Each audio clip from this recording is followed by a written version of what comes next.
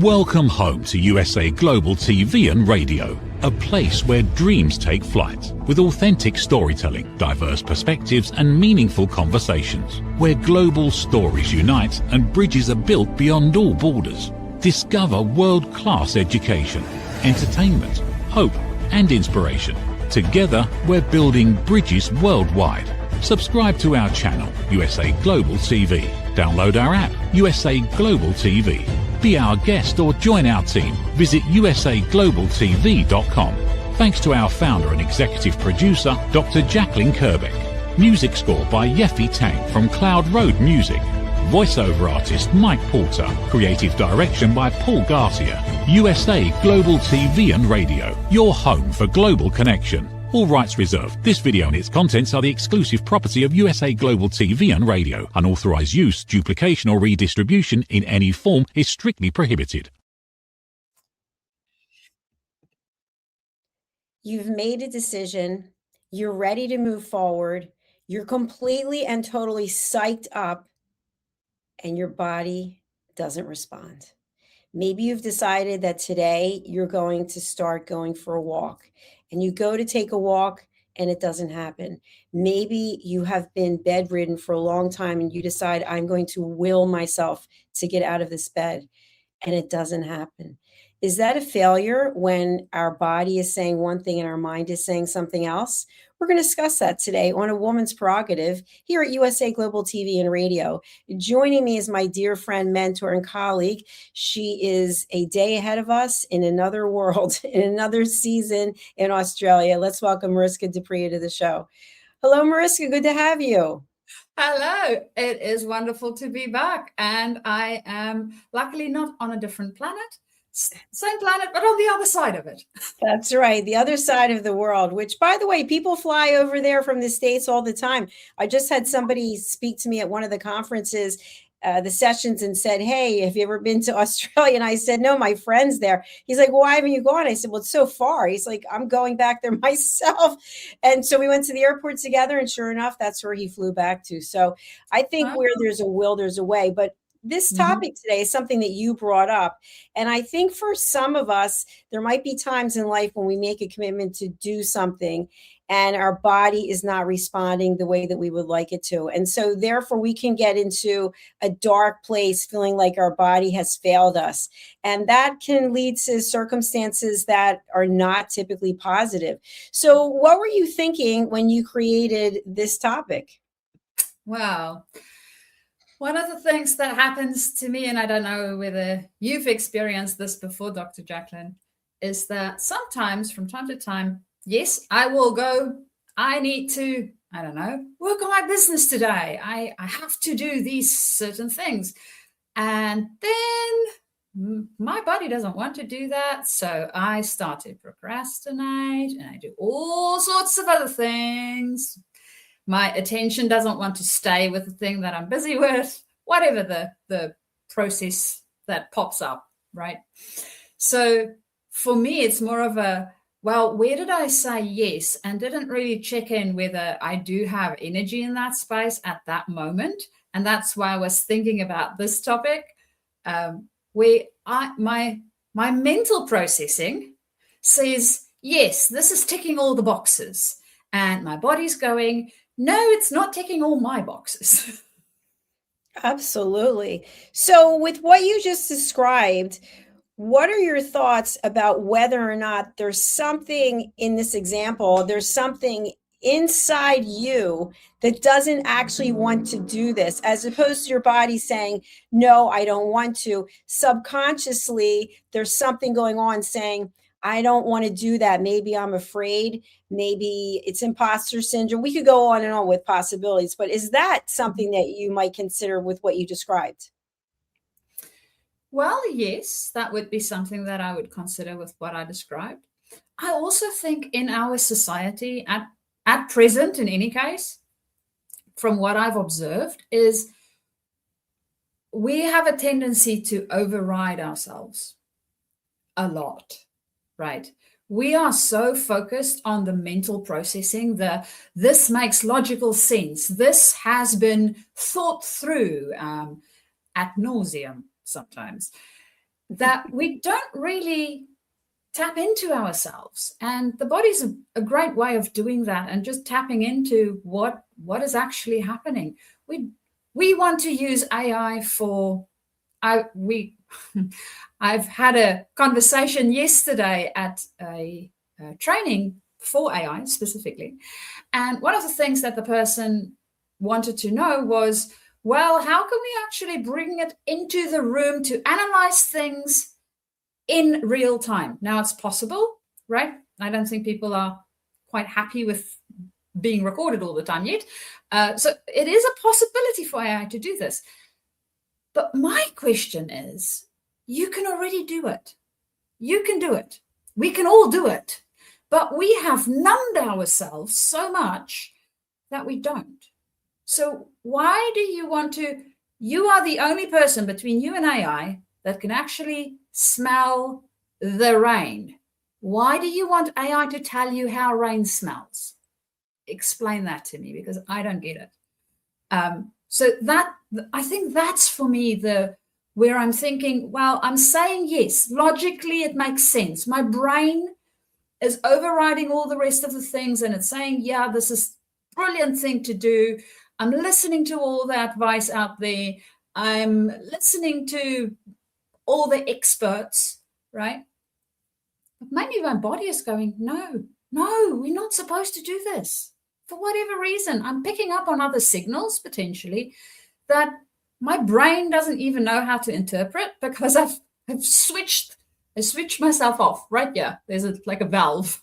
It's like head think, brain, body brain is like, not interested in it. So that's sort of what I'm seeing. How about you, Dr. Jacalyn?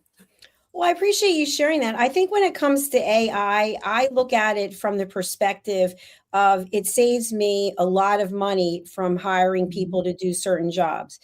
Does it make mistakes? All the time. In fact, yesterday, once again, I had a little conversation and I said, if I were actually paying you money, even though I'm paying for a subscription, you would be on notice, because you make so many mistakes because you don't actually take the time to analyze what's being asked. And by the time I hit enter, you are going, and you haven't had, how could you possibly have read every nuance of what it was that I wrote? Because I literally just hit enter and now you're coming up with an answer. And so it wrote back to me and said, you're correct. I'm just using information that's already out there. And so I wrote, well, if I wanted to do that, I would just do it myself. So I accept the fact that there are limitations, but at the same time, AI is so good for doing task-related things. And it reminds me back when, and I've mentioned this before in reference to AI, when I was in corporate, we had a CRM program that was installed and everyone had to learn how to use it. And people who had been with the company for a long time were complaining they couldn't stand it. Why do we have to put this information in there? But the truth is, the company that employs us, they own the information. Even though we're making the sales calls and we're visiting with the clients, they're actually their clients because we're getting paid to do it. So I was more than happy to put the information in there because it made it much easier to find, and instead of going through notebooks and things. So what I'm saying to you is that maybe if you change your perspective and look at it as a tool, AI is a tool, and it's not for everything and it's not for everyone, but it sure does save time and money when it comes to doing mundane tasks. I agree. I absolutely agree. AI it's a wonderful tool. So in what I said, don't get me wrong, I'm not dishing it as I don't use it at all, right? It's more of a, if I'm going to use a hammer for working on something, I want to use the hammer correctly. I don't want to use a hammer when I want to cut a piece of steak. It's not going to work, right? My steak's going to be fairly flat and unevenly, most probably hammered through. So not the right place to use it. So using it, not the problem. Using it correctly, yes. And then my addition to that is, as a society, we have gone into using our brains there's like a penthouse built in our head, right? We use our heads for thinking about anything and everything. But there's a difference between thinking about the thing and actually feeling the thing, experiencing the thing, being in the thing. A visceral experience of it is so different. And we know this through science. They actually tested people and said, think about playing a trombone. Right. Now, if you have never played a trombone, the areas in your brain that actually lights up is the ones associated with language. Because you are thinking about the word trombone, what you have read about a trombone. You have no visceral experience of actually playing a trombone. You don't, right? The body doesn't know how it works. But if you take the exact same question and put the machines on somebody that has actually played the instrument, there's a wide network that actually lights up. And you can see that different things is being activated. The muscle memory is activated. Some of the creative spaces gets activated. So there's a very, very big difference between thinking about the thing and actually being able to do, experience, feel the thing. And I think that's the nuance that I want to bring into we have said yes because cognitively it sounded like a good idea. We perceived it as this ticks all the boxes idea. But we haven't actually felt it. We haven't actually checked in with our body. Does my body think it's a good idea for the experiences that I have had so far on this planet? Right? No, we just cut ourselves off there. It's like the head does all the executiveness, and we don't check in with the rest of the system. And guess what? You actually have a lot more in the rest of your system that gives you information to make good decisions, but we don't use it. We just don't. And that to me is a bit sad. There's a lot to consider in what you just said. I think part of it could be that for many people across the world, there's a lot going on. There's a lot of hatred. There's a lot of anger. I see it all the time. And it is exhausting. It is so exhausting to have to see all the negativity in the world. Even when we do some shows, people will post comments. And I think to myself, and I've said this before, really, you have nothing else to do but post some nasty comment that has nothing to do with this show, because people are not expressing themselves. So what they're doing is they're taking it out in other ways. So I think to what you're saying is, in some cases, people are just on autopilot. And I don't think for the most part that people are checking in with what it is that really lights them up, what it is that really excites them. And you have things in your life that excite you. I have things in my life that excite me. But many people don't have that. They're just going through the motions. And so when it comes to AI, it's kind of like, well, let me just have it do whatever it is it can do. In fact, at the conference where I just was speaking, one of the questions was, when we were on this panel, was about having AI write a book for you. So can AI write a book for you? Absolutely. But to your point about the trombone, how will you know what it feels like to actually write a book? And if AI is writing it for you, you didn't actually write it. So are you going to feel comfortable putting your name on that, knowing that all you did was copy and paste and submit? That's not writing a book. And it's not the same feeling. So I feel from what you're saying, it's a much deeper issue where we go back to the same thing, which is people are basically unhappy. And when they're unhappy, and of course I'm generalizing, then they make rash decisions. They express themselves in ways that might not be healthy. They take it out on other people. And we certainly see it all over social media. Yeah. And unfortunately, it goes back to your point of people being unconscious. They're in zombie mode, right? They just react. They don't check in with themselves. Does this actually make me feel good?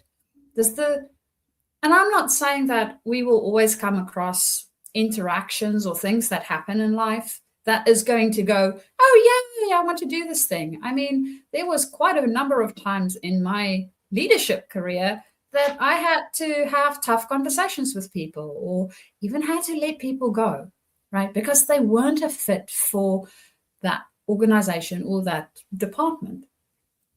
And it sucks. It sucks. I don't like it, right? I'm influencing another human's whole trajectory in all likelihood. It sucks. I don't necessarily want to do it, but it isn't a thing that is good for them to stay there, because it's almost like staying in a relationship just because, well, you're comfortable in the relationship and it's okay, right? But you're not happy and the other person's not happy. So why are you doing that? It's a comfort relationship. So that was the same with that specific person that I'm thinking of. It was a comfort relationship in the organization. They're not really contributing, as a matter of fact. There was times when they weren't contributing, and they only came to work because it's money. Right? Well, you can get money anywhere, technically. And I would much rather you enjoy what you do and go out and feel enthusiastic about it. And I want to work with people that feels enthusiastic about it. So keeping you won't work either. But for me, it was the checking in how do I have this conversation so that it makes sense for my nervous system, for my way of being, for how I want to show up as a human being, having compassion for another human being going through something that sucks, right? We can do that. We can all do that. It doesn't mean that it's going to be less sucky, but we can at least show up in a way where we aren't ashamed of ourselves, or we don't think to ourselves, oh, I could have done that better. Hopefully we are aware enough to see when that happens. But having it in alignment with how we want to show up, how we want to be as humans in life, and not be a zombie that only use ChatGPT or AI to do everything. I've heard of people even using it so that they can script out difficult conversations. Very true. No, that's very true. It's a very good point. I think it comes down to something else, which is knowing versus doing. There are many times we actually know and understand. If you think about getting a review, if you're in corporate and maybe you get an annual review, maybe it's 2 times a year, and your superior, your direct, person you report to, will come back with certain things that you need to work on. And you can read the report, you've had the conversation, there are certain things that you need to work on, but do you work on them? No, for the most part, most people will not work on them, because part of what we do is we think, well, I've been getting away with it for this long. Why should I bother changing now? Or maybe I'll be so good in a different area, they won't notice about this area. And it's almost like relationships. And I've heard this time and time again. One partner makes the money, and the money is such that the 2 people, the family, they have a very comfortable life. But just because the person earns the income, that doesn't mean they have no other needs.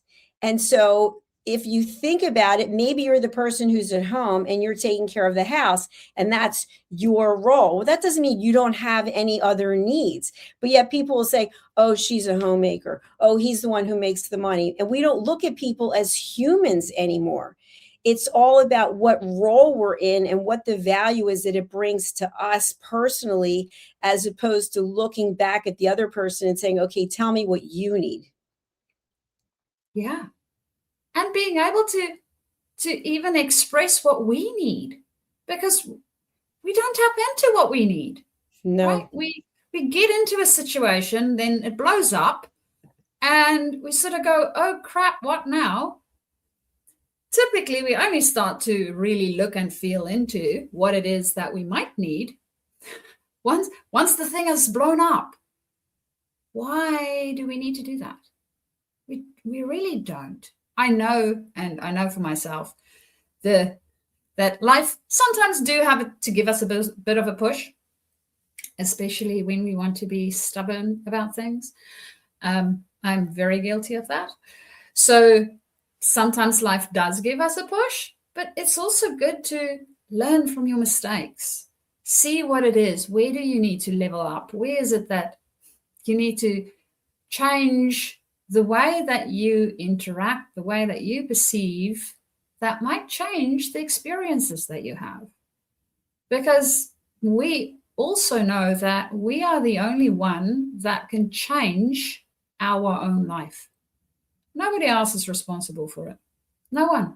We are the one to change it. We are the one that needs to do the thing that needs to happen so that we can have a different type of experience, regardless the external environment, right? If we don't want to have those experiences in that environment, then remove yourself from it, or make a different type of choice, or look at it in a different way.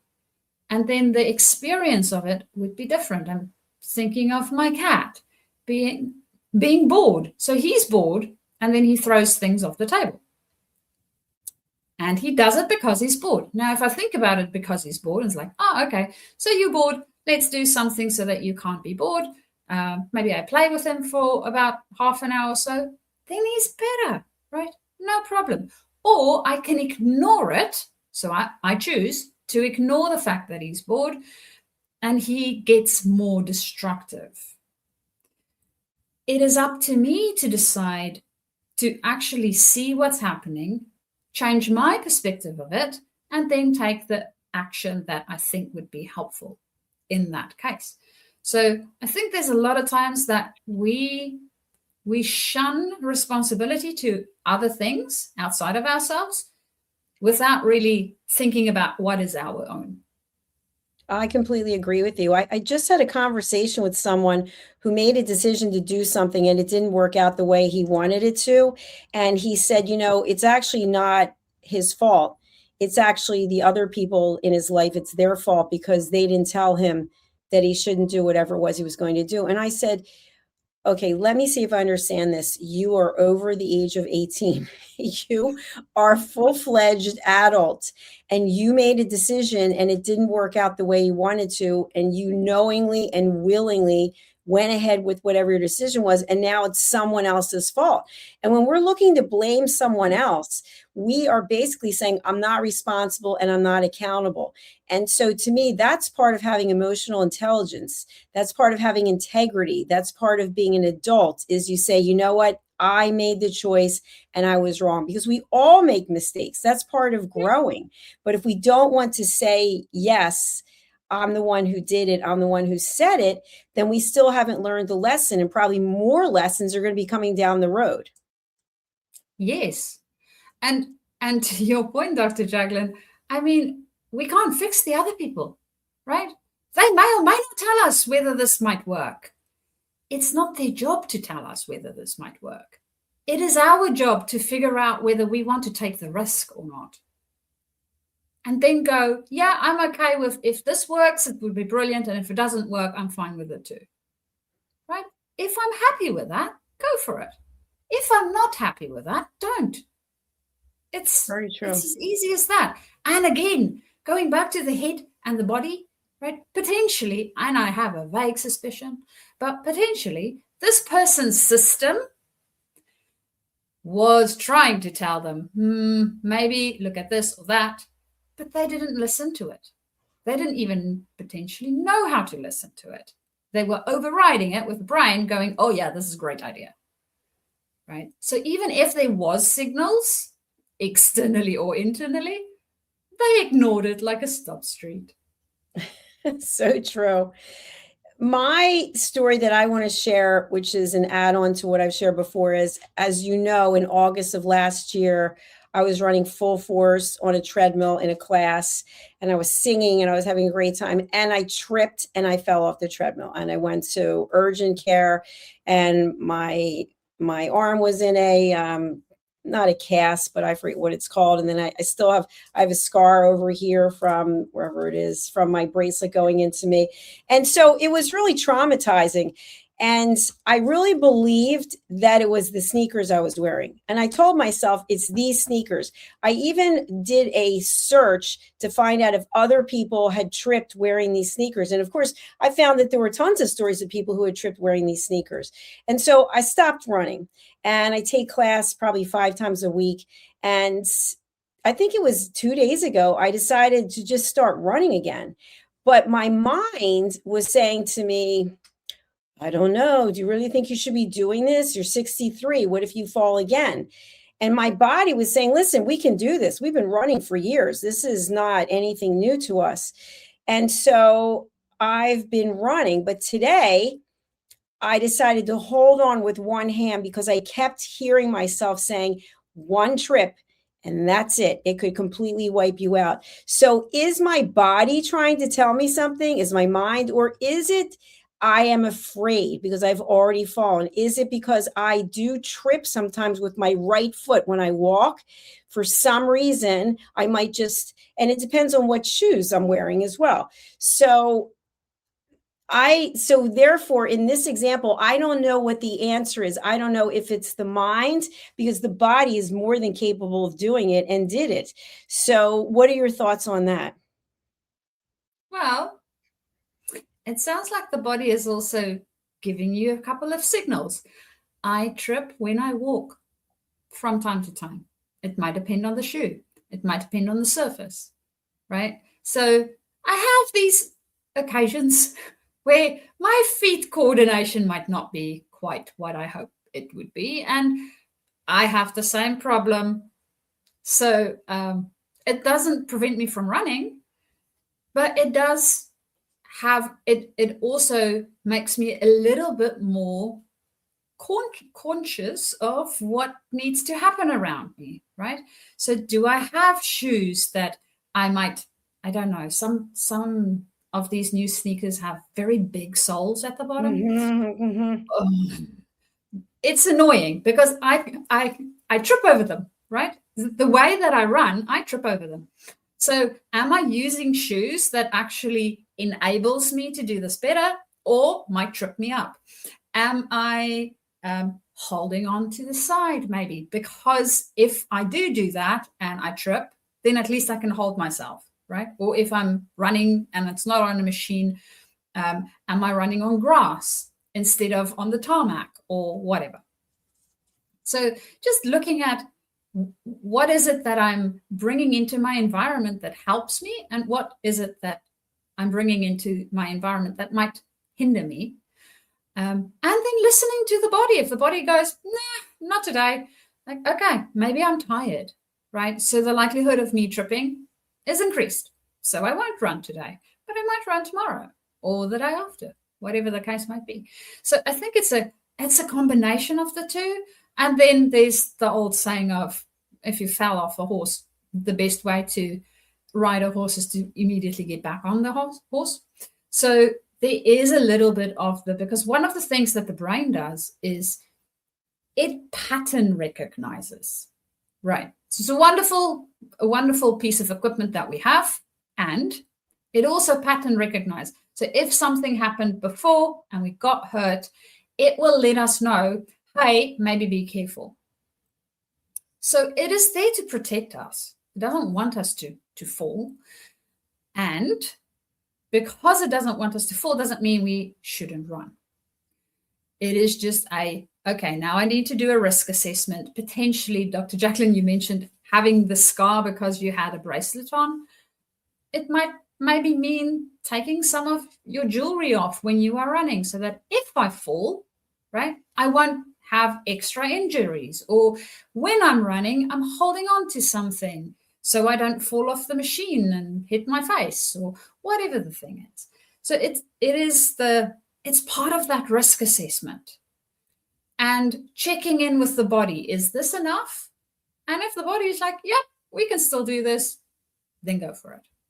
If the body is like, I'm not so sure, then go back and check the list. I agree with you. I think also that the other thing I want to talk about is that sometimes we talk ourselves into something, and sometimes we talk ourselves out of something. And people will use the excuse that they're not feeling up to it or they're not feeling right, but yet they say that all the time because inside there's something going on. There's something that's preventing them from saying, okay, I'm going to take this challenge. And if you think about it, if you were to do research on people who are extremely successful in the world, they take risks. And so when you take a risk, you know that it can be one of several outcomes, and they might not be the best ones for you. And it might end up that you're getting hurt. For example, if someone decides to go skydiving, you would think they would take a certain amount of lessons, get certified, or maybe it's what's the scuba diving, and we just saw people who were killed. So there's a certain amount of risk in what it is that we're doing. And I think if we think the reward is high enough, we will accept the risk. So in the example of the treadmill, a treadmill is a tool, but in this case, this class is half treadmill and then half on the floor with weights. And so I really enjoy the class, but when I'm walking up a hill, I know I can do more. And when I'm running now for the last 3 days, I know I can go faster.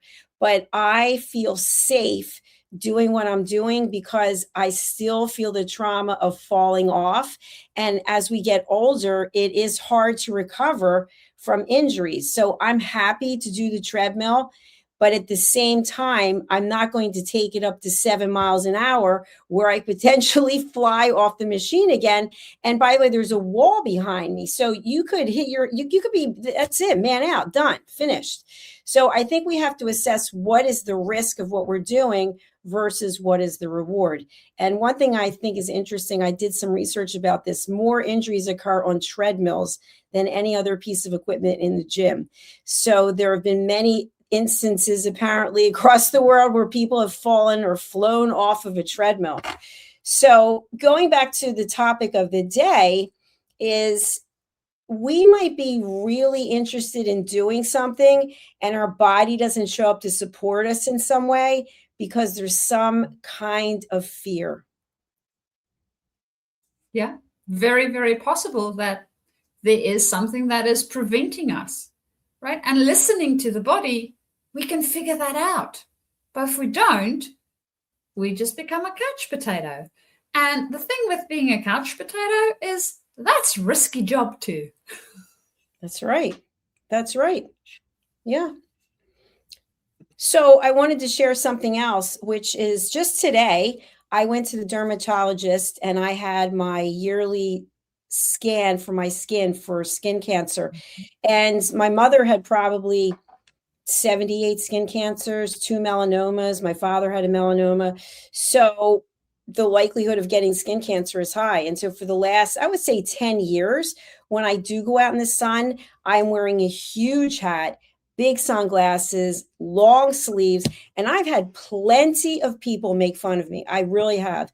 And today, when I walked out of that office, I felt like $1,000,000 because I had no skin cancers. And so to me, it's kind of like your body saying, well, I love the sun. Like we love to be in the sun. When I was a young girl, I would just fry myself out there, put the sun in on my hair. Sometimes we would have like aluminum foil just burning. But you realize as you get older that your body doesn't want that. It doesn't want to be all wrinkled and filled with age spots, where I know there's some people out there who love lying in the sun, but the mind says, listen, we don't want to go out this way. We don't want to have to reverse all the damage that we've been doing. So let's take action so this doesn't happen. Yeah. And I mean, there's always something about being preventative, right? It's again back to that risk assessment. Well, I can do all of that and I can be a sun baby all the time, but what's the risk to that? Well, the risk is potentially I will get skin cancer. Do I want skin cancer? I don't think so. Personally, I don't. Other people might not be worried about it. It's like, well, I need to die somehow and skin cancer is the thing, that's fine. So it is understanding what is the consequences to the thing that you are choosing, whatever that thing might be, right? And it's not the environment then imposing it on you. I mean, the sun is there all the time. If you go out during the day, even when it's cloudy, the sun is above that, but it is there. The sun is out and you can still burn, even when there's cloud cover. Ask me, I have done that before. Not fun. So understanding what the risks are and what is it that I want to live with. And I think to a degree, we also have, I don't know how you have noticed it in society in general, Dr. Jacalyn, but there is I think, increase for instant gratification. And people do not think about the long-term potential damage or impact that the thing might have. Absolutely. That is so true, especially when we're in our 20s and 30s, sometimes in our early 40s. We look at it like we're going to be here forever. And then someone we know gets ill, someone dies, maybe we get injured, and all of a sudden our eyes are wide open. It's kind of like, wow, I never thought this was going to happen to me. I remember thinking about people who were in their 80s or their 70s and, oh, I don't want to be an old person. And then all of a sudden it's like you realize that's the only way to go. You don't want to go the other way. And so we have to start looking at what it is we're doing. So while we may say to ourselves, I really want to have that huge piece of steak and those potatoes, and I don't even know what else, I don't eat meat, desserts and drinks, our body's saying, no, we don't want that. And what happens is that after eating that meal, we feel bloated and sick because our body's saying, I have to do all this work now for what you put inside me, for that momentary pleasure. And I think if we move away from just having that pleasure, whatever it might be, for a short amount of time, instead of saying, you know what, I'm going to look at the big picture and the longevity, that would be a completely different outcome for us. Yeah. Yeah. I think the way that we look at life, the way that we think about how we interact with each other, right, will change if we think about it the way that the Japanese do, from in 100 years, what is it actually that I'm building versus right now, what is it that I'm getting? Because I don't think we think, I mean, yes, life is changing constantly, right? We are seeing the increase for the speed of change, and our systems struggle a little bit to keep pace with all of that. But even with that, change has always been constant. I mean, you from year to year don't stay the same age. You age, right? Things change in your environment. It might not happen every day and it might not be instantaneous. That's normally when we get the bigger shocks, is the more instantaneous changes. But it still happens, right? That's the only thing that's really constant, is change. So why are we fighting it so much? And how can we be a little bit more sustainable in the way that we potentially approach it, and think about it more as a long game instead of what I'm getting out of it right now, right this second, because that may or may not serve us. And going back to the brain might say yes, but the body, it knows that maybe we shouldn't be doing that. And it's trying very hard to tell us, but of course we don't listen.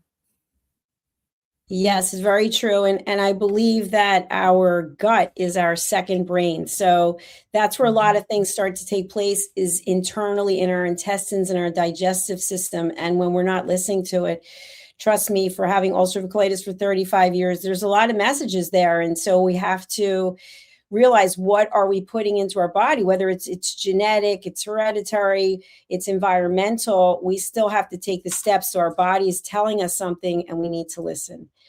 And Mariska, we are moving closer and closer to the last few minutes of our program. What message would you like to leave with people today on this topic? So if you have your list sorted out and you think this is a great idea, to Dr. Jacalyn's point, consult your gut. Take a bit of a gut check, right? The brain has already sorted out what it needed to sort out, but just check in with your gut. And I would also say check in with your heart, because between the both of them, your heart will tell you whether it is in value alignment for you, and your gut will tell you whether it is in the rest of the alignment for you. So check in with those two organs. I think you might think, oh yeah, but the brain is the one that does the thinking. They have actually found that there's a lot of receptors in both the heart space as well as the gut space that gives us loads and loads and loads of information. So check in with them and see what the answer is. And if you don't know how to do that, take something heavy, anything heavy around you that you can place in your hand, and just notice the weight in your hand so that you can notice your body, and then check in with them and see what comes up. And then make your decision according to the risk you are willing to take. And that is what I would say is my message for today on this topic. Thank you so much for that summation. What's a good way for people to reach you? And when people are reaching out to you, what areas do they typically fall in terms of their career or whatever their needs might be? So let's start with that question first. So typically people that I work with are going through some form of transition. I work with leaders a lot. So when leaders are going through their transitions, it might be that they've already been in their leadership space for quite some time, and they're moving up, or they feel that they're not aligned for some or other reason. They're doing the thing, they're getting the success, but it doesn't feel good, right? So the yes, no comes into that whole conversation as well. I said yes to this thing, but it doesn't feel good. You can contact me when that is the case for you. So that's typically the people that I work with within the leadership space. Or if you are in an environment, maybe you are in an organization and you guys are going through a big change that's really disruptive, I also help in those spaces. And you get hold of me via either my website or my email address. So my website is journey2discover.com. So that is JOURNEY2 discover DISCOVER.com. And my email is Mariska, MARISKA @journey2, again, 2discover.com. Or alternatively, you can also find me on LinkedIn. So on LinkedIn, it's really easy. You can send me a direct message and we can start our conversation. So there is my profile, nice and easy if you have me on your screen. If you don't and you are listening to one of our podcasts, I'm Mariska Duprier on LinkedIn. Or if you are further than, I think, 2 people removed from me, I will show up as Mariska DU. And that might most probably send you my way, and we can start our conversation. Thank you, Mariska. I really enjoyed this topic with you today. Another excellent exploration. And I hope that you have a beautiful rest of your day. You can see the sun is starting to set across my face here. So as you're starting your day and I'm closing my out, I'm not done yet, but it's been a real delight and pleasure to have you here today. Well, I always enjoy our conversations and look forward to our next one next week. Absolutely. The weeks just keep flying by. It's hard to believe. They do. Anyway, I wish you the best. Go in peace, and we will chat soon. Thank you. Bye for now. Bye. If you happen to be watching on YouTube, we'd love to have you join our community. We also have a membership-only option where you can get first introduction to some of the things that we're doing here. And all of our shows are in playlists, which makes it very easy to find. So our YouTube channels are USA Global TV and Radio and Dr. Jacalyn Kerbeck. We are actively looking for people who speak languages other than English to come aboard and join us as TV show hosts. We offer training. The only requirement is that you are coachable, and you are capable of taking coaching. And of course, terms and fees do apply. But if you think you have what it takes, take a look. And the information on how to contact us is right here in this clip. Hey, you. Psst. Yes, you. Watching this right now. Are you creating content, a blog, a podcast, a newsletter, going live on Instagram or TikTok, and still not seeing real visibility or growth? Here's why. Anyone can post, anyone can go live, but not everyone is positioned to be taken seriously. Right now, people are going to YouTube to search for experts, for answers, for credibility. So while you're putting in the work, someone else is being seen as the authority. Not because they know more, because they're positioned better. Now imagine this. Your own professionally produced TV show, marketed, distributed, optimized with SEO so people can actually find you. Not just seen, but searchable, discoverable, positioned. You're trained, you're coached, you're guided. No experience necessary, but you do have to be coachable, because this is about stepping into a higher level. This isn't about doing more, it's about doing it right. We've already built the platform, 2 YouTube channels, a global audience, a Silver Creator Award. So the question is, how much longer are you going to rely on temporary visibility when you could be building real authority? If you're ready to be seen differently, go to USAGlobalTV.com and apply to host your own show. This is for individuals who are serious about investing in their visibility, their credibility, and their growth. If that's you, we're ready. USA Global TV and Radio, where your voice becomes your platform. Executive producer, Dr. Jacalyn Kerbeck. Videographer, Paul Garcia. Voiceover, Ed Vargas. All rights reserved. This production is the exclusive property of the USA Global TV and Radio and may not be reproduced, distributed, or used without written permission. USA Global TV and Radio proudly presents Tracy Cram-Perkins, a dementia caregiving survivor teaching how to balance care with peace of mind. #1 resource for dementia caregivers.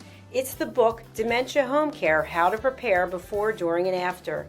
Over 17,000 copies sold of this must-have guide. And now a testimonial from Tracy Smith. If I was to describe this book to someone who is going through a similar situation, I would underscore how important it is to have some sort of a tool or a guidebook to help you through certain stages. And there's so many, it's such an unknown topic to the average person. And to have this as a reference is essential. It's going to help you get through it personally, as well as help your loved one manage. To learn more, go to TracyCramPerkins.com. Tracy Cram-Perkins is an award-winning author. She's also the host of Dementia Home Care television show. Watch it here on USA Global TV and Radio. Thank you, viewers and listeners of USA Global TV and Radio, for joining us today. We're honoured to have your time and attention as part of our global community. At USA Global TV and Radio, we believe in the power of authentic conversations, meaningful connections, and creating a world of possibilities together. Want to be part of something bigger? Join our team of elevated listeners at usaglobaltv.com, a space where your voice matters and your ability to listen transforms relationships. Stay connected with us across all our platforms for thought-provoking discussions, expert insights, and empowering stories. Subscribe to our channels at youtube.com/c/USAGlobalTV. Follow us on social media and explore the endless opportunities we're creating for growth, learning, and inspiration. Together, we're not just broadcasting, we're building bridges and changing lives one conversation at a time. For inquiries, contact us at info@usaglobaltv.com. Produced by Executive Producer and Director Dr. Jacalyn Kerbeck. Voiceover by Mike Porter. Creative direction by Paul Garcia. All rights reserved. Visit usaglobaltv.com to view our full terms and conditions.